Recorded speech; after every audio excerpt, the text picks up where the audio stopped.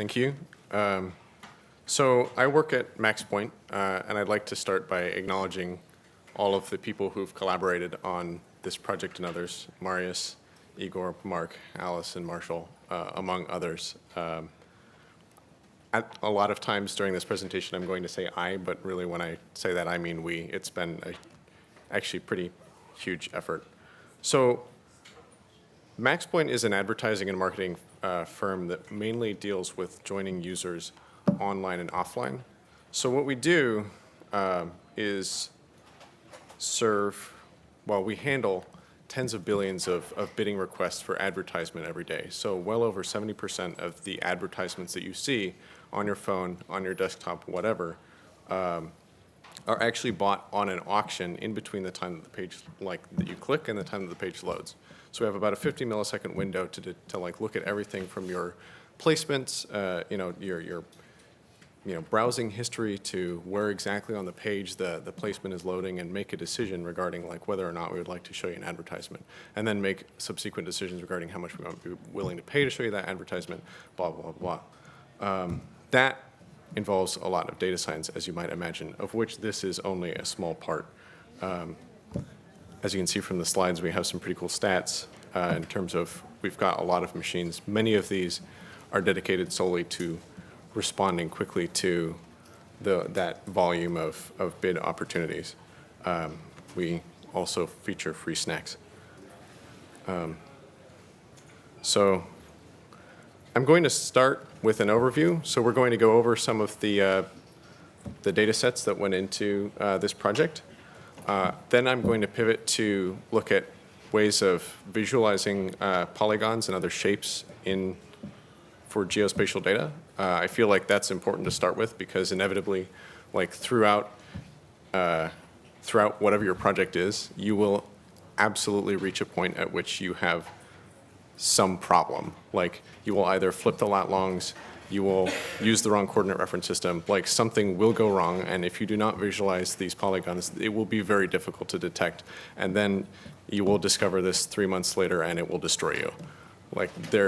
I really do encourage people to quickly establish a good means of visualizing your geospatial data, particularly your polygons, because they're kind of difficult to visualize, and using that throughout the process. So once we've done that, we'll kind of pivot towards exactly how we're going to figure out a very computationally intensive challenge of associating tens of billions of user points per day with tens of millions of polygons that we have across the United States. And we'll discuss some strategies that you can use for doing that, some advantages, some disadvantages. And then we'll go, okay, now that we have that knowledge of which users have visited which polygons throughout the United States, what can we actually do? So just some basic tricks and techniques for extracting knowledge from that data set. And then if we have spare time, there's a bonus section. I say bonus, but I'm just going to still be talking here. That concerns postal addresses. Generally, a lot of people, whenever you have polygons in space or across the United States or across the world, a lot of those have addresses attached to them, and they can be a little bit tricky to deal with. So that's interesting to talk about as well. So our data.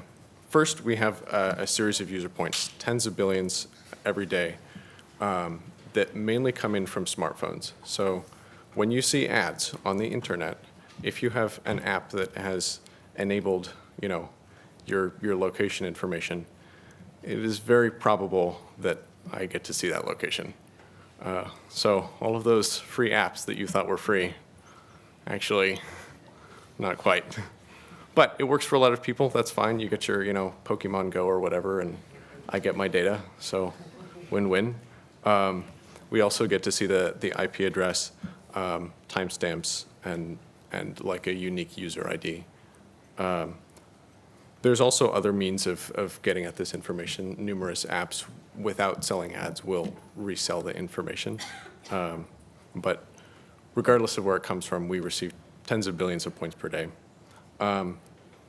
I'm really not sure. I was trying to get a feel for like who exactly else would have data of this scale. And so I would be curious if anyone comes up after with like different applications. I definitely can envision a lot of applications in terms of like if you've got an Internet of Things type thing, and like if you're tracking, if you're Walmart and you're tracking RFIDs, or if you're tracking your packages through space, or if you're Amazon, maybe you have similar application. But if you have other like circumstances where you have this volume of data, I'd love to know. And then the other part of our data is a whole lot of polygons. So most of the time, these for us correspond to retail locations. So we have anything from like different parts of a retail location. So we'll break down the parking lot, the actual store, and then within that we'll look at like different parts of the store because it pertains to what exactly a consumer visited. So like if you go to a big box retailer or something, it's relevant to know exactly where the customer was in the store. So very rapidly, it turns out you wind up with like tens of millions of these polygons, even though like you wouldn't imagine so. It like really happens. And then they always say that you should include some visuals in your PowerPoint. So here's a polygon. So moving on to visualizing shapes. So one thing that I'm not really going to go into is exactly how you read your data in to GeoPandas or to some other library. Most of the reason for that is because geospatial data formats are legion, and for every time that I get to have like something nice in GeoJSON or in well-known text, I see something where it's like, Bob, the C++ coder, has this thing that has linear rings except for when you're south of the equator, and then they're like counterclockwise, and also the coordinate reference system is like, the shadow of the Stonehenge when the moon is in Venus or something. And like you really do like, the number of formats that I've seen are just like a lot, and it would not be worth your time to enumerate the different ways that you can read them in. One very good library for doing that is Fiona, which wraps GDAL, which is like an entire like big software effort dedicated solely to like converting things in between different formats, just so you can have the one that you want. So once you've got your thing like read into GeoPandas, you can very easily integrate with like Matplotlib and plot one shape, multiple shapes, as many shapes as you want. So here's just an example of a fairly complex shape that you can just plot with very little code. Not scary at all. That's definitely like plotting shapes in easy mode. Time for hard mode. So what happens when I want to view my shapes in the context of information around me? So most typically, like you're like, okay, so what does that look like with respect to, county lines, or I'd like to see something, with respect to the entire United States. Matplotlib provides a series of toolkits, including a base map toolkit. Again, it's pretty trivial. You make sure that your coordinate reference system is aligned, otherwise you'll be destroyed. You draw a series of backgrounds and counties using the Matplotlib base map. Again, now we're back in a GeoPandas, which is just kind of like a pandas library with geoparts mixed in. And you can come up with very beautiful, fairly beautiful, easily interpretable maps that you can generate choropleth maps which is like colored background maps to kind of see what's going on with your shapes.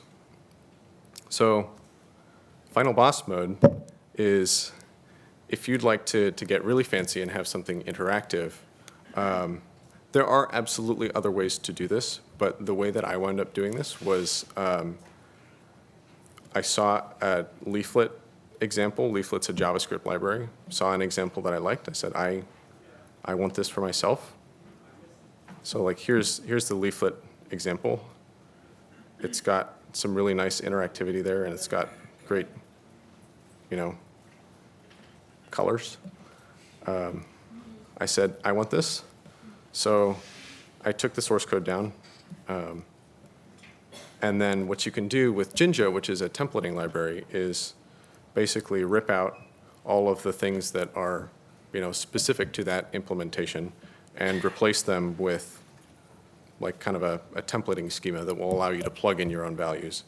So right here, we're ripping out the part that's telling us exactly when it should color something, what color, with something that will allow us to plug in a bunch of custom values that will provide for it later. Down here, it has its idea of like what should be displayed up in this top right. We will provide something that will allow us to customize that. So then you do a little bit of work involving like, okay, what should my color list actually look like? This is just a function call that gets me back some color maps and some RGB values, blah, blah, blah. I plug in all my values to render my template. I blast all of my GeoPandas stuff to GeoJSON, which is easily ingested by Leaflet. And now, so this does take a second to load, and there's nothing you can do about that. Data's not free. But now, I can very easily show you a map of, these are a bunch of like zip code level geometries that is fairly performant. So I can zoom in, I can zoom out, I can move around. I have kind of ugly but very customizable control over what it appears like up here, up in the top right. So when you're doing like kind of internal analyses, this is very useful to, you can sometimes look at like, okay, what are the statistics like, what's the area of this shape or other types of things. And then excellent control over exactly what happens in this bottom right as well.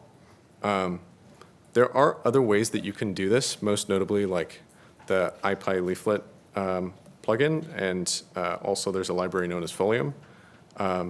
This is the way that I chose. Part of the reason is because this allows me to produce like individual, actual, fully freestanding HTML documents that my corporate overlords can then give to like salespeople, and they can just have them in their presentations or wherever. So that's nice because then it allows you to push things out to like non-technical people. But there are definitely like different ways to do this. So definitely give that a look if you're there. So okay, moving on to the actual data part, which is probably why you are here.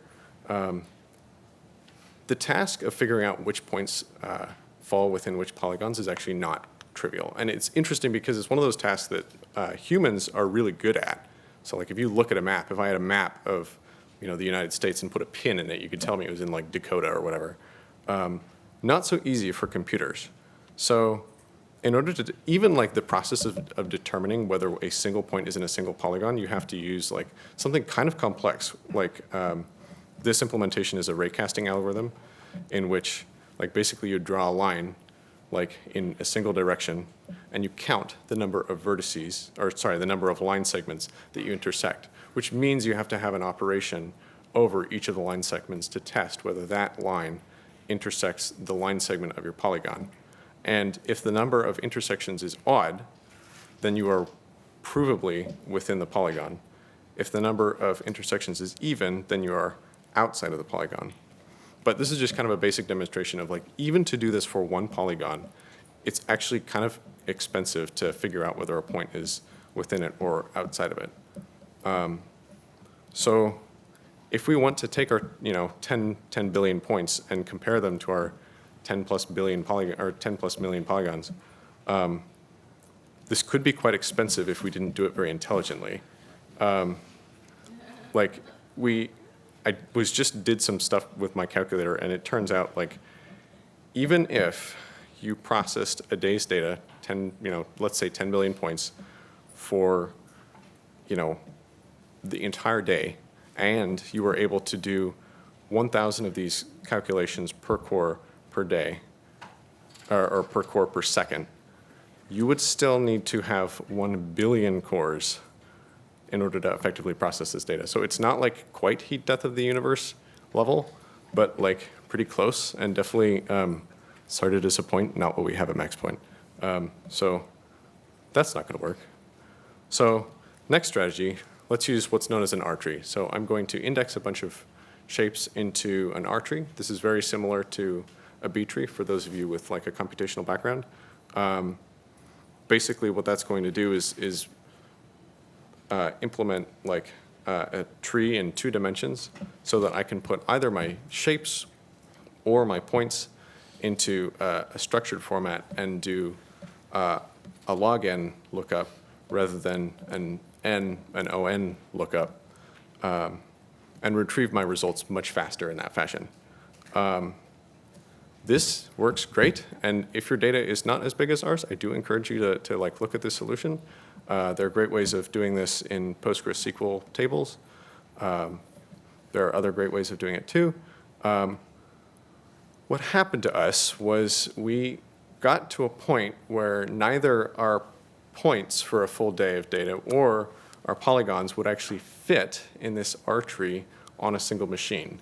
Like the archery itself grew to such a size that like it was not possible to actually do this anymore. And so like once you get to, and like we're running like real, big boy servers here too. And it just wouldn't fit in RAM. And so then it was like there's paging agonies, and then that was bad. So if this stops working, you need to use you can use our solution, which I will now present. So to start, there's a concept known as Geohashes. Geohashes is basically a way of subdividing the globe into hierarchically smaller and smaller chunks. So it starts kind of, I encode 1 bit of information, sort of left hemisphere, right hemisphere, or west hemisphere, east hemisphere. And then a subsequent bit of information is going to divide north and south. And then I'm going to continue to hierarchically do that, adding bits of information and slowly subdividing each partition into smaller and smaller boxes. And you can do that and quickly approach boxes that are sufficiently detailed to capture like very small parts of space. So there is, of course, a library for this in Python. It's very easy. Here are some points. I get back a geohash. The geohash is typically encoded in base 32 just to make it more readable. It's also great for websites because then you can just not worry about parameters or anything else. And then you can see here, if I have geohashes of varying lengths, I get back geohashes like a lat-long point center and the amount of uncertainty, so the widths of the box that encapsulates that point. So over here, there's a table regarding if I have a base 32 string of a certain length, what does that actually mean in terms of space? Obviously, this will vary depending on how far north or south you are, but it's a good approximation. And you can see that like you could continue this table downwards if you want, but there will probably be something in this table here for you regarding your whatever your precision needs are. So here's another example. Up here we have a box that represents a geohash of length 3 or a geohash 3. That's a large part of Texas. This is geohash 5, so a large part or most of downtown Austin. This is a geohash 7, so most of the conference center thing that we're in. And then this is a geohash 9, which is like maybe out to there and maybe up to there and the speaker's podium, as far as I can tell. So this is great. Now I'm off to the races. I can just, all I'll do, it'll be so easy. I can, decompose my polygon into a series of little boxes, and then I'll geohash the other side. I'll join them together. It'll be great. It turns out, though, if you have a lot of polygons, and some of those polygons are big, you can't get a huge amount of precision and have all of that data without it blowing up on you. So if you do Geohash 9, so those like 5 meter by 5 meter boxes, you're going to have 400 billion rows of data if you try and do that over the United States. That's too many by anyone's standards. So you're going to have to come up with a different strategy. And the strategy that we have, and this is, by the way, not a novel strategy. Other people do this. So, like, you know, that's that. You can geohash things hierarchically with different length depending on whether or not it's fully contained in your polygon. So this example down here, anything where the geohashes are fully, like a larger geohash is fully contained within the polygon, we'll use that larger geohash so that we can avoid representing a bunch of smaller shapes. So now, one point. It turns out that if you do this for at least our data set, it reduced the size by like 2 orders of magnitude, just because some of the polygons that we have are so large. It's just not worth, you have like huge gains by representing large swaths of area with very non-specific geohashes. So now we're going to do a join. This is still a pretty big data problem, so still going to have to go to PySpark for this. Basically, we have geohashes. We're going to geohash each of our points, and we can receive a very precise geohash there. And then we can obtain for each polygon an array of geohashes that cover it, and then join together in the traditional manner. Problem is, though, because we did this hierarchical thing, we need to account for the fact that like some things won't exactly match. I have precise geohash for users, imprecise geohash for points in some cases. So our initial temptation might be like, hey, I'll just use this like handy starts with thing to see if my polygon has a prefix that matches, if my points have prefixes that match any of my polygons. That turns out to be the wrong decision because it doesn't actually have enough information to generate a hash that it can shuffle along correctly. You will then do a Cartesian product, which is like exactly the thing that you were trying to avoid originally, except now with much more data. So that's bad. Don't do that. Instead, what you're going to want to do is generate all of the possible geohashes that could be represented by that point at varying levels. So if I have a geohash 9 and the largest geohash in my polygon set is a geohash 4, I'd like to generate all geohashes 4 through 9. Associate that with your user point, and then do that join again. So now, if I do this, I get an excellent sort merge join, which is effectively I've done a shuffle out to my nodes. I sort each of the data points, and then I pop alternately from lists and interleave the data sets together. That's quite efficient. It turns out when we run this, it takes us we use about 200 cores, and to run the whole thing for a day is about 1 hour. So we've gone from like basically, what was it, like 1 billion or 24 billion core hours to 200 core hours, which is not bad for a day's work. So very quickly, in order to use this data, the best thing to do is first to estimate like the user's zip code or home geography. Fastest way to do that, roll up your data along an hourly level, multiply by like a weight vector based on like when you think that user was at home, and then literally like take the largest value. There are other fancier techniques. You can do things with like, Gaussian mixture models. You can do things with modeling them as like, cyclical motion or something. Honestly, this just works, and it's very simple and very effective. So do that. Once you've associated that, that user with that home zip code, now you're at freedom to do some very cool stuff in terms of you can flow user online statistics like their browsing behaviors, their other places that the user has visited onto the offline space, so I can get a zip code level picture of like what people look at on the internet. And then I can go the other direction and say, okay, what's a good guess for like the demographics that this user might have, or like some, any kind of other statistics. Like if I know that they went to like a big box retailer of some sort, how far did they go to get there about? So that's some of the insights that you can extract. I think we're kind of running low on time, so I think you will not get your bonus. I'm sorry, but I will now take questions.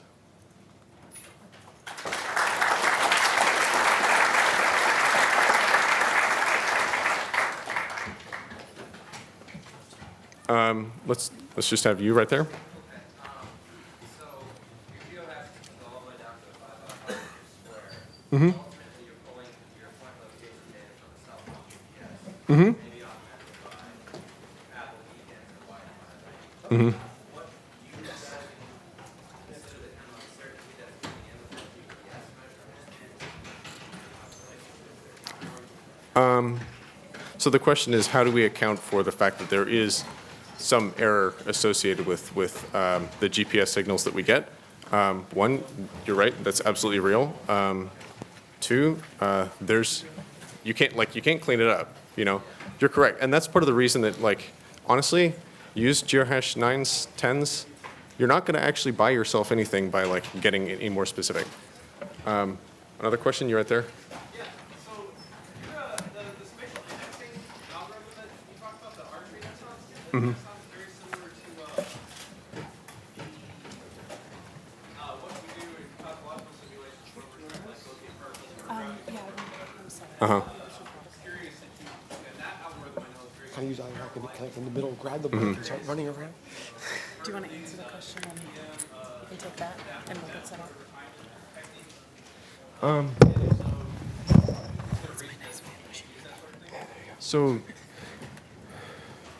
So the question is, why haven't I used your package, which is better?